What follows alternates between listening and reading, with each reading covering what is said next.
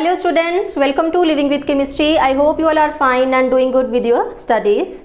So आज इस video lecture में हम आपके क्लास 10 की साइंस के chapter number 1 chemical equations and reactions के इंपॉर्टेंट एमसीक्यूज डिस्कस करने वाले हैं। MCQ questions are very important from the examination point of view because यहाँ पे आपको 4 ऑप्शन में से एक ऑप्शन को चूज करना है एंड अगर आप करेक्ट ऑप्शन चूज करते हो तो आप अपना 1 मार्क सिक्योर कर लेते हो। सो ये क्वेश्चन बहुत ही इंपॉर्टेंट है एंड आज जो क्वेश्चन हम डिस्कस करेंगे, जितने भी क्वेश्चन डिस्कस करेंगे, आई होप कि उसमें से कोई ना कोई क्वेश्चन आपको बोर्ड के एग्जाम में आ जाए। आज से मैं आपकी क्लास 10 की केमिस्ट्री की एक सीरीज ही स्टार्ट करने जा रही हूँ क्वेश्चंस की, जिसमें हम हर तरह के क्वेश्चन के बारे में स्टडी करेंगे। Multiple choice question, very short answer type question, previous year में जो क्वेश्चन आए हैं 3 मार्क्स के, 5 मार्क्स में। तो आज के बाद आप जितने भी वीडियो लेक्चर्स मेरे साइड से देखोगे उसमें मैं हर तरह के क्वेश्चंस को आपके साथ डिस्कस करने वाली हूँ सो दैट आप एग्जाम में हर तरह के क्वेश्चन को बहुत अच्छे से अटेम्प्ट कर पाओ और अपने मार्क्स को सिक्योर कर पाओ। ठीक है, तो ज्यादा टाइम वेस्ट ना करते हुए let's begin with the quiz. While discussing these question, मैं साथ साथ में आपका हर एक कॉन्सेप्ट भी क्लैरिफाई करती जाऊंगी सो दैट अगर आपको कॉन्सेप्ट में कहीं डाउट है तो वो इन क्वेश्चंस के थ्रू क्लैरिफाई हो जाए। राइट, सो देखिए पहला क्वेश्चन क्या है। Which out of the following processes does not involve a chemical reaction or change? यहाँ पे मीन टू से आपको क्वेश्चन में रिएक्शन लिखा भी आ सकता है और चेंज लिखा भी आ सकता है। क्यों? Because chemical change is a chemical reaction. जब केमिकल चेंज हो जाता है तो हम बोल सकते हैं कि chemical reaction has taken place. Right, so उसके लिए 4 ऑप्शंस दी हुई हैं। सो इन 4 ऑप्शन में से हमें एक ऑप्शन चूज करनी है जो कि इनमें से केमिकल रिएक्शन नहीं है। मींस इन चारों ऑप्शन में से जो केमिकल रिएक्शन को, केमिकल चेंज को रिप्रेजेंट नहीं कर रही है। ठीक है, एक बात मैं और यहाँ पे ऐड करना चाहूंगी, आप इस वीडियो लेक्चर को देखने से पहले प्लीज पूरे चैप्टर को थॉरोली स्टडी कीजिए। स्टडी करने के बाद इन क्वेश्चंस का पहले खुद से आंसर दीजिए। ठीक है, जैसे मैंने ये क्वेश्चन लिखा है, आप वीडियो को पॉज कीजिए, पॉज करने के बाद आप आंसर दीजिए। देन जब मैं आपको आंसर बताऊंगी तो उस आंसर के साथ उसको क्रॉस वेरीफाई कीजिए कि आपका जो आंसर था वो मेरे आंसर से मैच कर रहा है या नहीं कर रहा है। इससे क्या हो जाएगा, ये एक तरह से आपके लिए टेस्ट का काम करेगा। आप अपने आप को इवेल्युएट कर पाओगे कि आपने चैप्टर को थॉरोली स्टडी कर लिया है एंड आप क्वेश्चंस के आंसर दे पा रहे हो या नहीं दे पा रहे हो। ठीक है, सो अब इस क्वेश्चन को पहले आप खुद सोचिए, उसका आंसर दिमाग में सोचिए या जैसे भी टिक करिए, देन आप जो मैं आंसर बताऊंगी उस क्वेश्चन के साथ उसको मैच कीजिए। सो सबसे पहले बात कर लेते हैं, यहाँ पे केमिकल रिएक्शन और केमिकल चेंज की बात होती है। आपने 9th स्टैंडर्ड में 2 तरह के चेंजेस पढ़े थे, physical change and chemical change. तो दोनों में सबसे बड़ा डिफरेंस क्या है? केमिकल चेंज वो चेंज होता है जिसमें एक न्यू सब्सटेंस बनता है and these kind of changes can not be reversed. And physical change किसे बोलते हैं? जिसमें कोई नया सब्सटेंस नहीं बनता एंड इस तरह के चेंजेस को हम रिवर्स कर सकते हैं। आइए सारी ऑप्शंस को चेक करते हैं। फर्स्ट ऑप्शन है बर्निंग ऑफ कैंडल। अब खुद सोच के देखिए, कैंडल की बर्निंग हो रही है तो केमिकल रिएक्शन हो रहा है। कैंडल बर्न होने के बाद सारी की सारी उसकी वैक्स मेल्ट हो जाएगी। सो क्या हमें वो कैंडल वापस मिल सकती है? हम इस चेंज को रिवर्स कर सकते हैं? नहीं, बिल्कुल नहीं। तो ये बिल्कुल ऑप्शन नहीं है। बी ऑप्शन है डाइजेशन ऑफ फूड। खाना खाया, वो पेट में डाइजेस्ट हो गया, क्या हम उस डाइजेस्टेड फूड को दोबारा से प्रोड्यूस कर सकते हैं? बिल्कुल नहीं कर सकते। राइपनिंग ऑफ बनाना मीन्स बनाना को जब पकाते हैं तो वो भी क्या है? केमिकल प्रोसेस है। जब बनाना पक जाता है तो क्या उसके बाद उसको फिर से रॉ बनाना में कन्वर्ट कर सकते हैं? नहीं कर सकते। Fourth option is melting of candle wax. ठीक है, मेल्टिंग ऑफ कैंडल वैक्स क्या है? It is a physical change. ये केमिकल, उसने यही पूछा है ना कि इनमें से केमिकल चेंज कौन सा नहीं है। अगर केमिकल चेंज नहीं है तो वो फिजिकल चेंज होगा। So melting of candle wax, candle की वैक्स का मेल्ट हो जाना क्या है? फिजिकल चेंज है। क्यों? बिकॉज कैंडल जब मेल्ट होती है तो उसकी वैक्स कहीं भी नहीं जाती है, वो मेल्ट हो के नीचे सॉलिडिफाई हो जाती है। तो हम क्या कर सकते हैं, उस जो वैक्स को है, जो मेल्टेड वैक्स है, उसको फिर से कैंडल में कन्वर्ट कर सकते हैं। So option D is the correct option. ये हमारी क्या है? करेक्ट ऑप्शन है बिकॉज ये केमिकल चेंज को रिप्रेजेंट नहीं कर रही है, it is a physical change.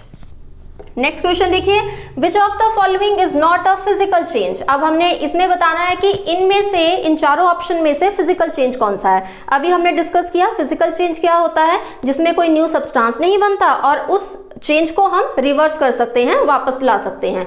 So melting of ice, obviously ये क्या है? फिजिकल चेंज है। क्यों? क्योंकि जब आइस मेल्ट हो जाती है तो उसको फिर से फ्रीजर में रख दो, फिर से वो सॉलिडिफाई हो जाएगी। Second one is boiling of water, ये भी फिजिकल चेंज है। Combustion of LPG gas, liquefied petroleum gas, हम जो अपने घरों में यूज करते हैं, जो घर में हम कुकिंग करते हैं उसके लिए जो गैस यूज करते हैं, दैट इज एलपीजी। तो एक बार एलपीजी गैस हमने यूज कर ली, वो उसकी कंबशन हो गई, तो वापस से हमें गैस नहीं मिल सकती। So it is not a physical change, ये क्या है? एक केमिकल चेंज है। एंड फोर्थ ऑप्शन देखिए क्या है? Fourth option is dissolution of sugar in water, sugar को पानी में हम डिसॉल्व कर रहे हैं, ठीक है, तो ये भी क्या है? एक फिजिकल चेंज है। सो इसमें से ऑप्शन सी आपकी क्या हो जाएगी? करेक्ट ऑप्शन हो जाएगी, बिकॉज इस रिएक्शन को हम रिवर्स नहीं कर सकते। सो उसने यही पूछा था कि इनमें से कौन सा फिजिकल चेंज नहीं है। So option C is the correct option, क्योंकि it is not a physical change, बाकी के तीनों क्या हैं? फिजिकल चेंज है। यहाँ पे हमसे पूछा था कि केमिकल रिएक्शन कौन सा नहीं है इसमें से, तो ये फिजिकल चेंज हो रहा था, इसलिए हमने ऑप्शन डी को करेक्ट ऑप्शन बोला। ठीक है, चलिए फटाफट से नेक्स्ट क्वेश्चन देखते हैं। Here come next questions. Let's see what is the next question. Which of the following represents that a chemical reaction has taken place? अब किसी केमिकल रिएक्शन के होने के लिए कुछ ना कुछ कंडीशंस होती हैं। जब भी कोई केमिकल रिएक्शन होता है तो उस पर कुछ ना कुछ रिएक्शन कंडीशंस होती हैं। या तो उस रिएक्शन में क्या हो जाएगा? कोई कलर चेंज हो जाएगा, क्योंकि रिएक्शन हो रहा है, हमें पता कैसे चलेगा? कुछ ना कुछ इन्फ्लुएंस आएगी उस रिएक्शन से, जिसको नोट करके हमें पता चलेगा कि रिएक्शन हो चुका है। या तो उसका कलर चेंज हो जाएगा, या कोई ना कोई गैस इवॉल्व हो जाएगी, या क्या हो जाता है? स्टेट में चेंज हो जाता है। मींस मान लो रिएक्टेंट्स जो हमने लिए हैं वो गैसियस स्टेट में है, जो प्रोडक्ट बना है वो सॉलिड स्टेट में बना है, या कुछ भी है हमने सॉलिड में लिया है, प्रोडक्ट गैस में बन गया है, तो चेंज इन स्टेट हो गया। या क्या हो रहा है? चेंज इन टेम्परेचर हो रहा है। Change in temperature two ways में हो सकता है, या तो रिएक्शन में से हीट बाहर निकलेगी या रिएक्शन हीट एब्जॉर्ब करेगा। तो इट मीन्स या तो हीट की एवोल्यूशन होगी या हीट की एब्जॉर्प्शन होगी। सो आइए देखते हैं हमारी जो ऑप्शंस दी हुई हैं चार, इनमें से करेक्ट ऑप्शन कौन सी है? एवोल्यूशन ऑफ गैस, ये भी करेक्ट ऑप्शन है। Evolution of heat, change in temperature हो रहा है, ये भी करेक्ट ऑप्शन है। चेंज इन कलर, ये भी करेक्ट ऑप्शन है। सो हमारी ऑप्शन करेक्ट कौन सी हो जाएगी? डी वाली। ये सारे के सारे क्या हैं?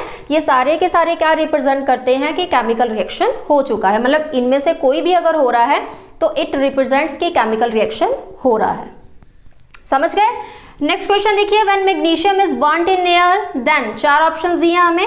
It reacts with oxygen, it reacts with nitrogen, it reacts with carbon and it reacts with carbon dioxide. अब देखिए इस क्वेश्चन में ही इसके आंसर का क्लू दिया हुआ है।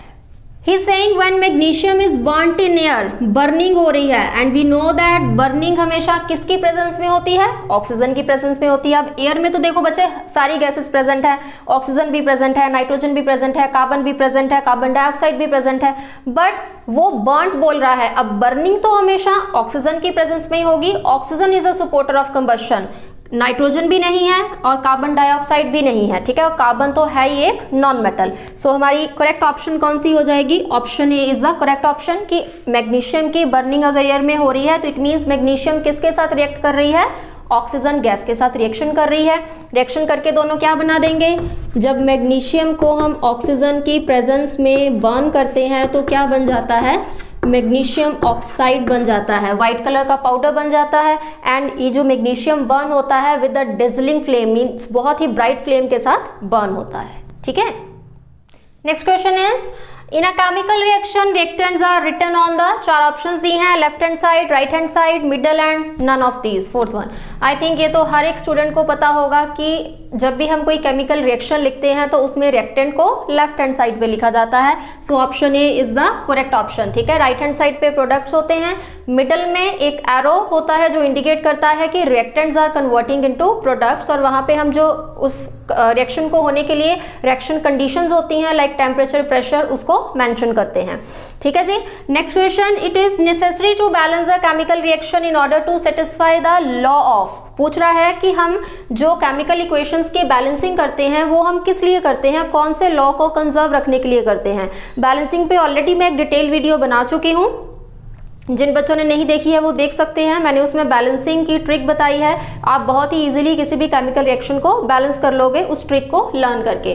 वहाँ पे भी हमने पढ़ा था कि हम किसी भी केमिकल रिएक्शन को बैलेंस क्यों करते हैं, in order to satisfy the law of conservation of mass. हमारी जो ऑप्शन बी है वो करेक्ट ऑप्शन है। Law of conservation of mass क्या बोलता है, mass can neither be created nor be destroyed. ठीक है, जितने रिएक्टेंट्स आपस में रिएक्ट कर रहे हैं उतना ही अमाउंट में प्रोडक्ट बनना चाहिए, मींस उतना ही मास प्रोडक्ट का प्रोड्यूस होना चाहिए। यही बोलता है law of conservation of mass. Next question is the white ash produced when magnesium metal is burned in air is. बोल रहा है कि जब मैग्नीशियम मेटल को हम एयर में बर्न करते हैं तो एक व्हाइट कलर का पाउडर ऐश प्रोड्यूस होती है, वो क्या होती है। ठीक है, अभी थोड़ी देर पहले मैंने रिएक्शन डिस्कस करा है, magnesium plus oxygen give rise to magnesium oxide and वही मैग्नीशियम ऑक्साइड व्हाइट कलर की ऐश होता है। ठीक है, जो एक डेजलिंग फ्लेम के साथ बर्न करता है। नेक्स्ट क्वेश्चन देखिए, अ solution of a substance is used for white washing, identify the substance. अब इस क्वेश्चन को बहुत ध्यान से समझने की जरूरत है, बिकॉज यहाँ पे हमें पता तो है कि इसमें से और इसमें से दोनों में से कोई एक ऑप्शन है। ठीक है, अब बच्चे क्या करेंगे कि वो कैल्शियम हाइड्रोक्साइड को यहाँ पे टिक कर देंगे, बिकॉज कैल्शियम हाइड्रोक्साइड का जब कार्बन डाइऑक्साइड के साथ रिएक्शन होता है तो कैल्शियम कार्बोनेट प्रोड्यूस होता है, जो कि व्हाइट वॉश पे शाइनिंग का रीजन है। ठीक है, बट यहाँ पे उसने क्वेश्चन में पूछा क्या है, a solution of a substance. कौन से सब्सटेंस का सोल्यूशन यूज करते हैं, solution mean the substance is dissolved in water. So your correct option will be option C, because जब हम कैल्शियम ऑक्साइड को वाटर से रिएक्ट करवाते हैं तो क्या बनता है, कैल्शियम हाइड्रोक्साइड बनता है, दैट इज स्लैग्ड लाइम। फिर ये स्लैग्ड लाइम क्या करता है, ये जो एयर में प्रेजेंट है कार्बन डाइऑक्साइड उससे रिएक्ट करके कैल्शियम कार्बोनेट बना देता है, जो कि वॉल्स पे जो पेंट हुआ है उसमें शाइनिंग का रीजन है। ठीक है, सो कंफ्यूज नहीं होना, क्वेश्चन को अच्छे से स्टडी करना है कि क्वेश्चन में पूछा क्या है। यहाँ पे सोल्यूशन ऑफ सब्सटेंस पूछा था तो आपका आंसर क्या आएगा, कैल्शियम ऑक्साइड आएगा, क्योंकि कैल्शियम ऑक्साइड के सोल्यूशन मिलके कैल्शियम हाइड्रोक्साइड बनाता है, स्लेग लाइम बनाता है, एंड यही स्लेग लाइम एयर में प्रेजेंट कार्बन डाइऑक्साइड के साथ रिएक्ट करके क्या प्रोड्यूस करता है, calcium carbonate. Next question is which of the following product is formed when calcium oxide reacts with water. Calcium oxide water से रिएक्ट करेगा तो कौन सा प्रोडक्ट बनेगा। इस टॉपिक में से देख लो कितने क्वेश्चन बन रहे हैं। ठीक है, किसी भी तरह से घुमा के आपसे क्वेश्चन पूछा जा सकता है। यही क्वेश्चन 1 मार्क में 1 वर्ड में पूछा जा सकता था, यही क्वेश्चन 2 मार्क में पूछा जा सकता है, 2 क्वेश्चंस को कंबाइन करके। ठीक है, सो किसी तरह भी क्वेश्चन पूछे जा सकते हैं एंड इस क्वेश्चन का आंसर आप मुझे दोगे कि इसका करेक्ट ऑप्शन कौन सा है, आप मेरे को कमेंट सेक्शन में कमेंट करके बताओगे। नेक्स्ट क्वेश्चन देखिए, ध्यान से समझना इसे। Element x is highly inflammable. कुछ इंफॉर्मेशन प्रोवाइड किया हमें, एक्स और वाई दो एलिमेंट्स हैं उनके बारे में। बोल रहा है एक्स इज हाईली इनफ्लेमेबल, मतलब बहुत जल्दी आग पकड़ लेता है। While element Y is a supporter of combustion. जो वाई है वो क्या है, वो कंबशन को सपोर्ट करता है। A compound of X and Y is use to put out fire. X और वाई दोनों को मिलकर जो कंपाउंड बन रहा है वो आग को बुझाने के काम आता है। तो बोल रहा है कि Y is likely to be, Y क्या होना चाहिए, it should be hydrogen, oxygen, nitrogen और क्लोरीन। सो देखिए, पहले एक्स हाईली इनफ्लेमेबल है तो हाईली इनफ्लेमेबल कौन सी गैस होती है, हाइड्रोजन गैस होती है। While the element Y is a supporter of combustion, supporter of combustion इनमें से कौन सी गैस है, ऑक्सीजन गैस है। मीन्स हमें पता चल गया कि X कौन है, X हाइड्रोजन है और Y कौन है, ऑक्सीजन है। और इन दोनों को मिलके जो कंपाउंड बनेगा वो कौन सा बनेगा, वी नो दैट वाटर बनता है, जो कि आग को बुझाने के काम आता है। सो मिल गया आंसर, Y क्या हो जाएगा, Y इज ऑक्सीजन। तो ऑप्शन बी क्या आ जाएगी, आपकी करेक्ट ऑप्शन आ जाएगी। ठीक है, इस तरह के मेंटल एबिलिटी को चेक करने वाले क्वेश्चन पूछ लिए जाते हैं। ऐसे बहुत सारे क्वेश्चन मैं आपके साथ डिस्कस भी करूंगी। फिलहाल आज मैं 10 ही MCQ डिस्कस कर रही हूँ। सबसे पहले आप लोग मुझे इस पे अपनी फीडबैक दीजिएगा कि आप इस तरह से बोर्ड के मेथड से पढ़ना पसंद कर रहे हो या मैं आपको एक PDF के थ्रू से, स्क्रीन रिकॉर्डिंग के थ्रू से आपको मैं इन क्वेश्चंस को करवाऊँ, इस तरह के क्वेश्चंस को। आप प्लीज़ मुझे अपने वैल्यूएबल फीडबैक ज़रूर दीजिएगा कमेंट सेक्शन में। एंड मैं इसके और भी बहुत सारे MCQs हैं, मैंने ऑलरेडी बना रखे हैं, मैं आपके साथ डिस्कस करूंगी। पहले आप मुझे आज के सेशन के बारे में अपनी फीडबैक ज़रूर दीजिएगा। सो मिलूंगी आपसे फिर नेक्स्ट वीडियो में। Till then stay tuned, keep studying, keep watching my videos, keep supporting and thanks for watching this video.